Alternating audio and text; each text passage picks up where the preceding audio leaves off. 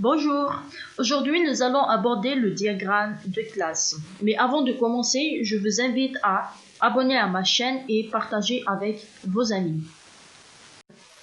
Dans le cas d'une conception orientée objet, le système est représenté comme un ensemble d'objets qui interagit entre eux et interagit avec l'environnement pour réaliser les tâches qui lui sont confiées. On peut alors utiliser le diagramme de classe UML pour représenter la structure interne de logiciel et le système en termes de classes et de relations entre classes, en intégrant dans chaque classe la partie dédiée aux données et celle consacrée au traitement. Mais avant de parler du diagramme de classe et de relations entre classes, on va tout d'abord parler d'objets. Un objet, c'est quelque chose qu'on a besoin de manipuler dans le système. Par exemple, personne A1. C'est un objet de type personne. Un objet est décrit par trois éléments, une identité, un état et un comportement. L'identité, comme dans cet exemple personne A1, c'est celui qui va le représenter d'une manière unique dans la mémoire. Ça veut dire c'est une adresse mémoire. Bien sûr, il est indépendant de l'état de notre objet. L'état de l'objet, c'est la valeur attribuée à ses attributs. Par exemple, le numéro de la personne A1 est de 1, 2, 3, 4, 5. Le nom de la personne A1 est Adam, etc. Comportement, c'est l'ensemble des tâches qu'on peut lui demander d'effectuer. Par exemple, getNom pour avoir son nom, anniversaire, sa tâche pour afficher son nouveau âge, etc. Une classe est un élément qui définit les attributs et les comportements qu'un objet est capable de générer. Une classe est représentée par un rectangle qui montre dans le premier compartiment le nom de la classe et éventuellement dans le deuxième compartiment contient les attributs et dans le dernier compartiment montre les opérations et leurs paramètres. Les attributs et les opérations sont les propriétés d'une classe. Leur nom commence toujours par une minuscule. Par contre, le nom de la classe commence toujours par une majuscule. Un attribut d'une classe est une caractéristique que tous les objets de cette classe doivent porter. Chaque attribut a un type, soit un type qu'on trouve dans les langages de programmation comme entier, booléen, string, ou bien un type primitif comme date ou heure, ou bien un type énuméré, comme énumération couleur, soit noir, rouge, vert, etc. Comme par exemple dans la classe personne, on a 4 attributs, à savoir numéro qui est de type int, nom de type string, âge de type int et couleur qui est de type couleur avec S. Ça veut dire il est de type énuméré. Une opération, c'est un traitement que les objets correspondants peuvent effectuer. L'opération, elle est commune à tous les objets de la classe, mais elle peut y avoir un comportement différent selon l'objet qu'elle exécute. Par exemple, dans la classe personne, on a les opérations getNom, anniversaire et setAge pour afficher le nouveau âge. La visibilité est définie pour les attributs et les opérations d'une classe. Il existe 3 niveaux de visibilité.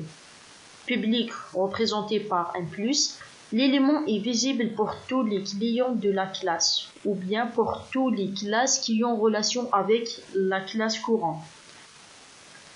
Protected, ou bien protégé, représenté par un dièse, l'élément est visible pour les sous-classes de la classe, c'est-à-dire les classes descendantes de la classe mère. Privé, il est représenté par un moins.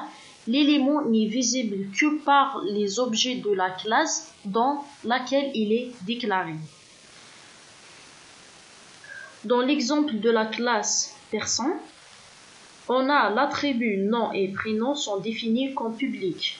Donc ces deux attributs sont visibles dans tout le système, c'est-à-dire sont visibles pour toutes les classes qui sont en relation avec la classe personne.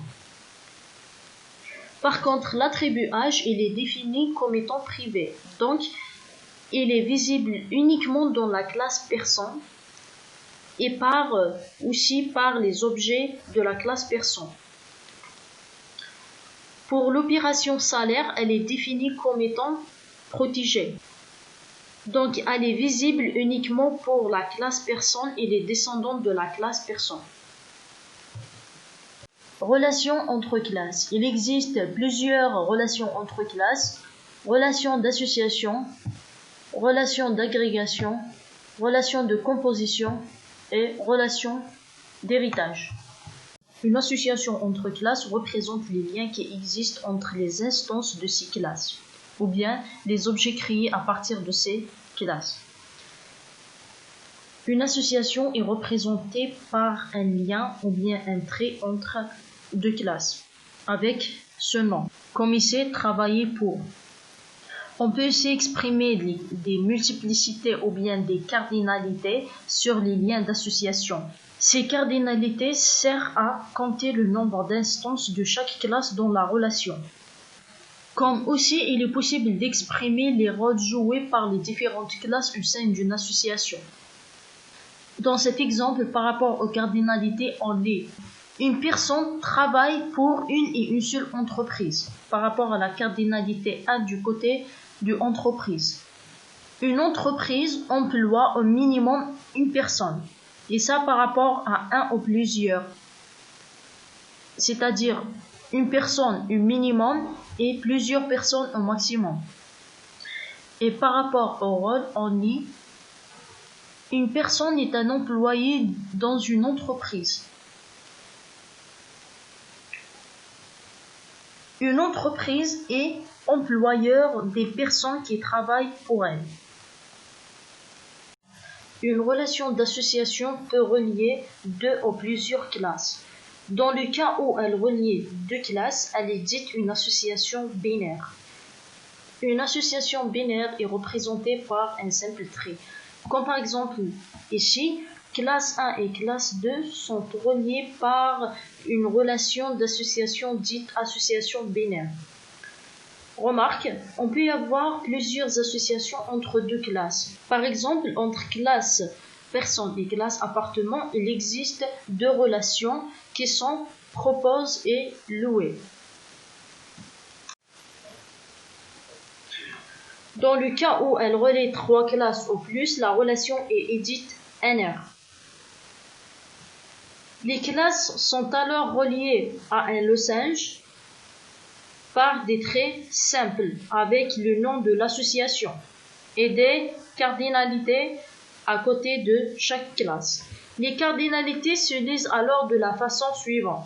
Pour un couple d'instances de la classe A et de la classe 2, il y a au minimum NA instances de la classe 3 et au maximum N2 instances de la classe 3. Exemple d'une association ternaire, il y a une classe matière, étudiant et professeur. Ces trois classes sont reliées à un losange des cours, donc c'est une relation d'association NR. Alors, pour un couple d'instances de la classe matière et de la classe professeur, il y a au minimum 0 étudiant et au maximum plusieurs étudiants pour un cours donné. Classe association. Elle est utilisée pour faire porter des informations par une association. Une classe association possède les caractéristiques des associations et des classes. Graphiquement, la classe association est reliée à l'association avec des pointillés. Par exemple, l'association emploi entre une entreprise et personne possède comme propriété le salaire et date de début et de fin. Ces propriétés n'appartiennent ni à la classe entreprise qui peut employer plusieurs personnes, ni à la classe personne qui peut avoir plusieurs emplois. Il s'agit donc de propriétés de l'association emploi. Une agrégation. Une agrégation est un forme particulier d'association. Elle représente la relation d'inclusion d'un élément dans un ensemble. On représente l'agrégation par l'ajout d'un losange vide au blanc dans le côté de l'agrégat. Voyons, la multiplicité du côté de l'agrégat est toujours de 1 à plusieurs. Et du côté de l'élément est de 0 à plusieurs. Et ça dépend. Dans l'exemple, remarquons que la suppression d'une formation ne conduit pas automatiquement à la suppression des modules, étant donné que ces derniers peuvent être très bien enseignés dans d'autres formations.